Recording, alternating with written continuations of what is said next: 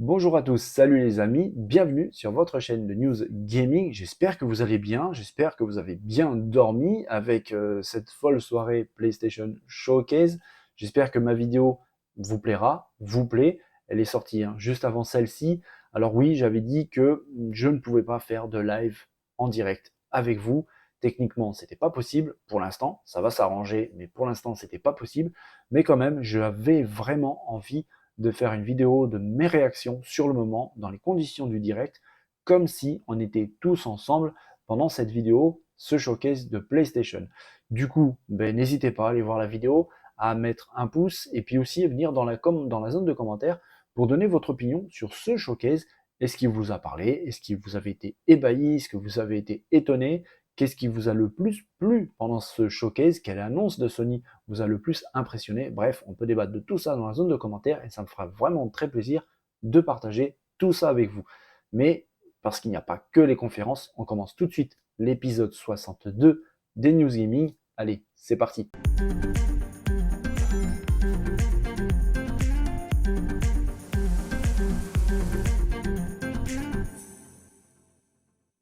Allez, on va commencer sur une news qui va faire des heureux pour ceux qui aiment les sports mécaniques, en particulier les motos, avec un jeu dont j'avais déjà un petit peu traité le sujet il y a quelques temps sur une précédente vidéo, sur un jeu qui est vraiment très attendu par un nombre très important de fans. Ride 5, Ride 5 arrive à grande vitesse. D'ailleurs, l'éditeur Milestone vient tout juste de dévoiler une vidéo de gameplay très intéressante qui montre beaucoup de choses, avec un jeu qui semble vraiment très prometteur, en tout cas techniquement. On voit ici des graphismes très beaux, des effets de lumière très réussis, une grande vitesse, une très belle fluidité. Sincèrement, c'est très important pour un jeu de sport mécanique.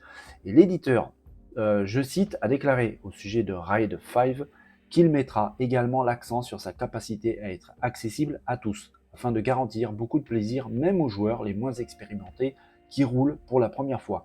Les aides aideront les joueurs novices qui pourront profiter d'une courbe d'apprentissage moins abrupte et trouver le niveau de défi le plus approprié. Soyons clairs, un jeu plus accessible ne signifie pas que nous l'avons nivelé par le bas. Avec les aides désactivées et la difficulté réglée sur la simulation maximale, Ride 5 sera extrêmement réaliste et stimulant. Ça c'est pas mal, ça va permettre à ceux, comme ils viennent de le déclarer, qui n'ont pas l'habitude de jouer avec des jeux de moto de course, de pouvoir prendre la main petit à petit et au fur et à mesure de la progression, de désactiver les aides pour enfin arriver au Graal suprême, le jeu avec toutes les aides désactivées, la difficulté réglée au maximum et prendre la mesure complète de ce jeu qui semble vraiment très bon.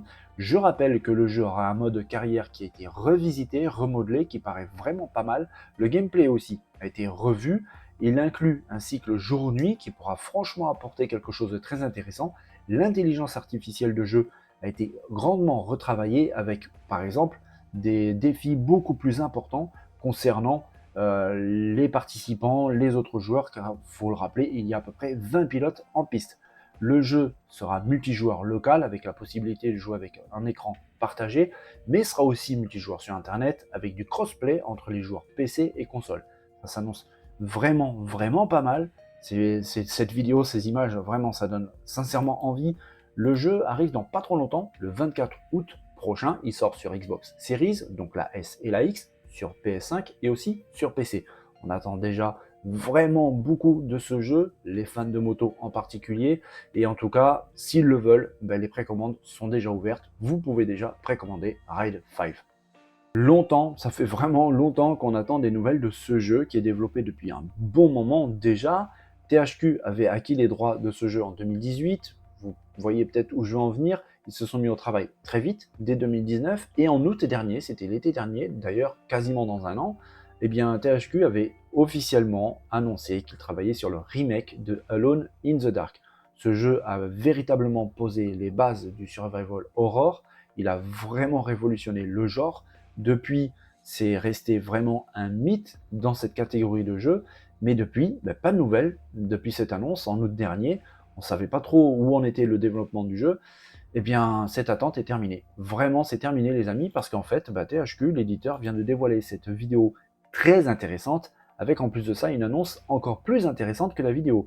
Tout simplement, ce vendredi 26 mai, vendredi prochain, cette semaine, à 2 heures du matin, il y aura un THQ Alone in the Dark Spotlight destiné exclusivement au remake de ce jeu mythique. Ce sera donc ce vendredi prochain à 2 heures du matin, je le rappelle. Ce jeu qui est, comme son nom l'indique, un remake, va revenir évidemment reprendre toute l'histoire du premier du nom avec les personnages emblématiques, Edward et Emily, qui seront présents, bien évidemment.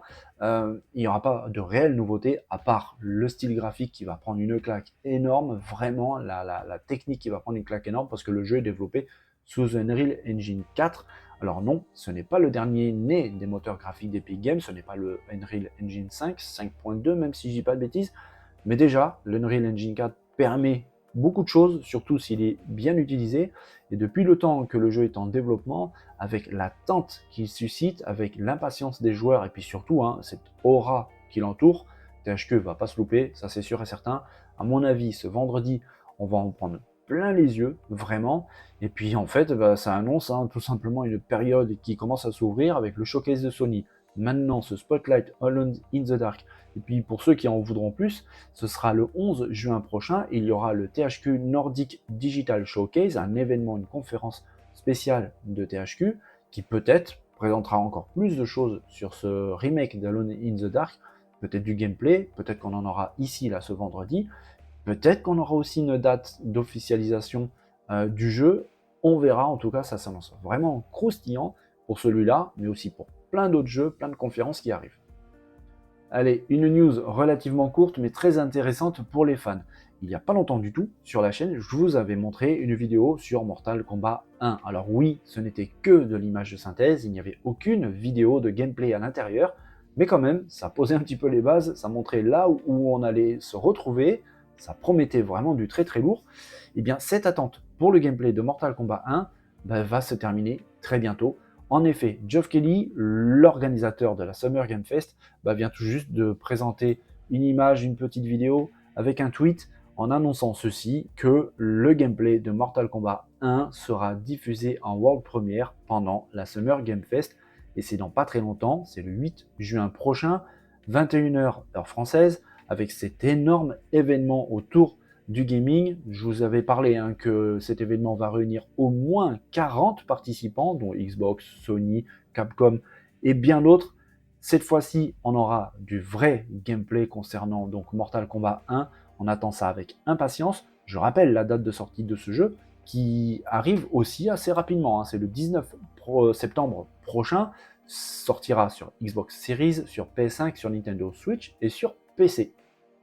Vous vous souvenez les amis, il n'y a pas si longtemps que ça, sur la chaîne, j'avais fait une vidéo qui pour moi était vraiment très intéressante à faire sur le PSVR 2, le casque de réalité virtuelle deuxième génération pour la PS5, parce que à ce moment-là, beaucoup de youtubeurs avaient déclaré avec des mots assez forts que le casque de PSVR 2 était en train de faire un bid, un vrai flop, que si Sony ne réagissait pas rapidement, ils allaient droit à la catastrophe avec ce casque de réalité virtuelle, le PSVR 2.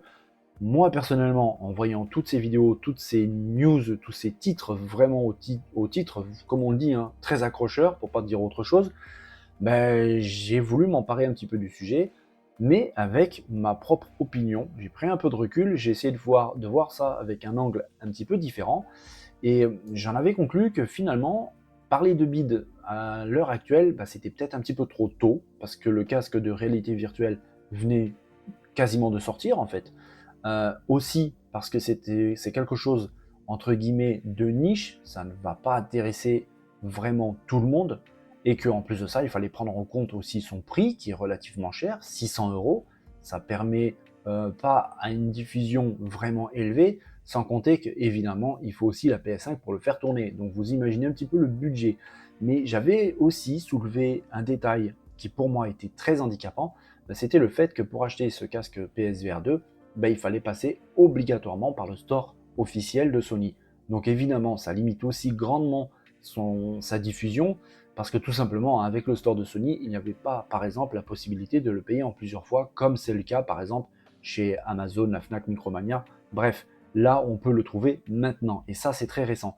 J'avais dit aussi à l'époque qu'il me tardait de voir un petit peu plus au niveau des ventes avec des choses officielles, pour voir un petit peu l'évolution par rapport au PSVR 1 et que j'avais hâte de voir ça, eh bien bah, ça vient de tomber tout simplement quelque chose d'assez intéressant, une image qui montre tout simplement que finalement bah, c'est pas si terrible que ça, comme je l'avais annoncé.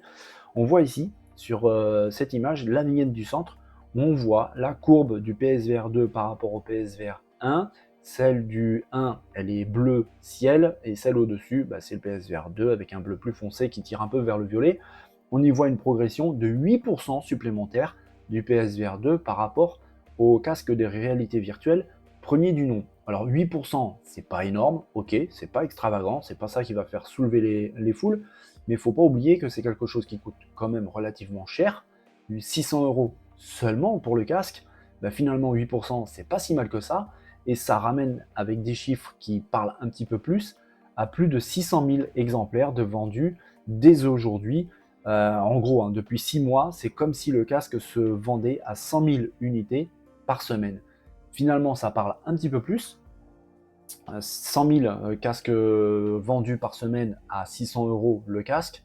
On se dit que finalement, c'est pas autant un bid que ça. J'avais dit, prenons du recul, faisons attention avec ce genre de déclarations qui peuvent faire plus peur qu'autre chose et qui en plus, hein, ça peut même porter préjudice au produit, parce que si vraiment beaucoup de personnes prennent ça comme argent comptant en disant finalement c'est un bid, je vais pas l'acheter parce que sinon je vais pas avoir de jeu à mettre dessus, bah, en fait les ventes peuvent carrément plonger. Il est là le danger. Donc j'ai préféré prendre un peu de recul, de voir ça sous un autre angle, en prenant en compte pas mal de choses, le prix, l'obligation d'avoir une PS5, ça c'est juste logique, le fait que ce soit un marché un peu de niche, et puis bah, surtout cet handicap de l'acheter sur le store de Sony. À noter que ces courbes ne prennent pas encore en compte le fait que maintenant il est diffusé partout. Je vous l'ai dit, vous pouvez l'acheter par exemple chez Micromania, la Fnac, Boulanger, bref, un petit peu partout, que ce soit en casque simple ou en pack par exemple avec Horizon. Nul doute que dans quelques temps on aura des nouveaux chiffres bien supérieurs, c'est sûr et certain, parce que comme je l'ai déjà dit dans les news précédentes concernant cette affaire, ben, il y a par exemple la possibilité de le payer en plusieurs fois, mais aussi s'il est diffusé par exemple dans les supermarchés, le fait d'avoir de l'argent en retour sur les cartes de fidélité, tout ça mis en avant, ben, en fait, je pense que les ventes ne vont pas s'arrêter de progresser. 100 000 unités par semaine, franchement, c'est pas dégueulasse pour un casque qui vaut dans les 600 €. On verra d'ici quelques semaines, d'ici quelques mois, mais c'est vrai que j'entends plus trop parler de flop et de bid de par ces youtubeurs. Je serais vraiment très curieux de savoir leur avis maintenant que la situation a un petit peu plus évolué. Et bien voilà, c'est avec ces 4 news plutôt intéressantes qu'on arrive à la fin de cet épisode 62 des News Gaming. Moi, comme d'habitude, j'ai adoré préparer et partager tout ça avec vous. J'espère que cette vidéo vous a plu. Si c'est le cas, n'hésitez pas à lâcher tous les plus beaux pouces que vous pouvez lâcher, à partager un max cette vidéo et surtout venir juste en dessous dans la zone de commentaires pour partager, pour donner votre ressenti sur cette vidéo. Quelle news vous a le plus plu? Est-ce que par exemple, vous attendez avec impatience ce vendredi prochain pour en savoir plus sur Alone in the Dark? On peut débattre de tout ça, surtout tout ce qui entoure notre passion commune, le jeu vidéo. Prenez des forces les amis, parce que les conférences qui arrivent, sincèrement, ça s'annonce vraiment très très croustillant. Avec THQ, on vient d'en parler. Le showcase de Sony qui vient de passer, qui était, comme son nom l'indique, très chaud. Xbox qui se prépare, bref, tous les autres aussi, on va en prendre plein la vue. Sincèrement, c'est pas pour nous déplaire. En attendant les amis, portez-vous bien, prenez soin de vous, passez une belle et bonne journée. N'oubliez pas de vous amuser, c'est très important. Je vous dis à très bientôt, dès demain, pour un nouvel épisode des News Gaming. Allez les amis, bonne journée, bye bye.